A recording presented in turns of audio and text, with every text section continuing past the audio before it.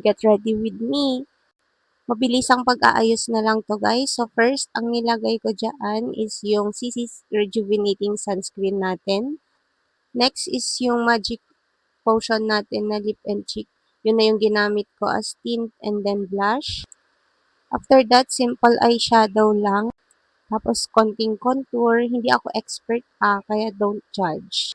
Naglagay lang tayo ng shimmer and then bullet lipstick from O2O.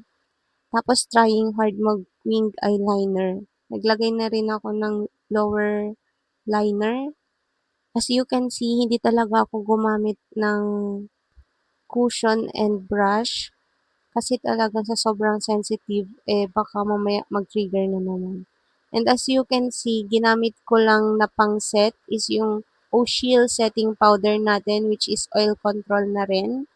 Grabe, para talaga akong nag-foundation pagkagamit ng powder na yan.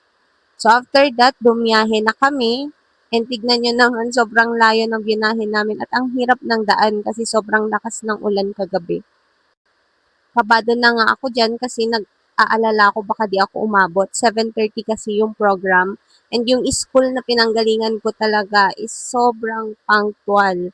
Hindi siya yung typical na Filipino time. Pag sinabi 7:30, 7:30. And ayan na nga.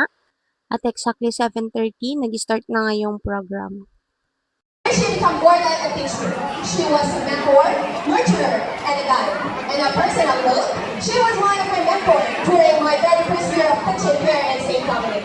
She passed on to me not just the valuable advice, but also the teacher's table in the office, the role of grade advisor, being SSLG advisor, and now even the title of training coach.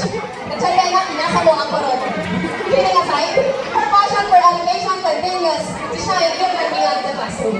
Ladies and gentlemen, let's give a heartfelt welcome to Ms. Renaline and Katab.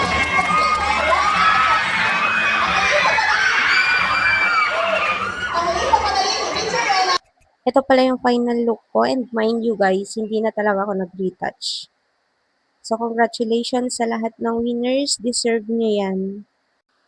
And to my former school, I'm truly honored to be part of your program.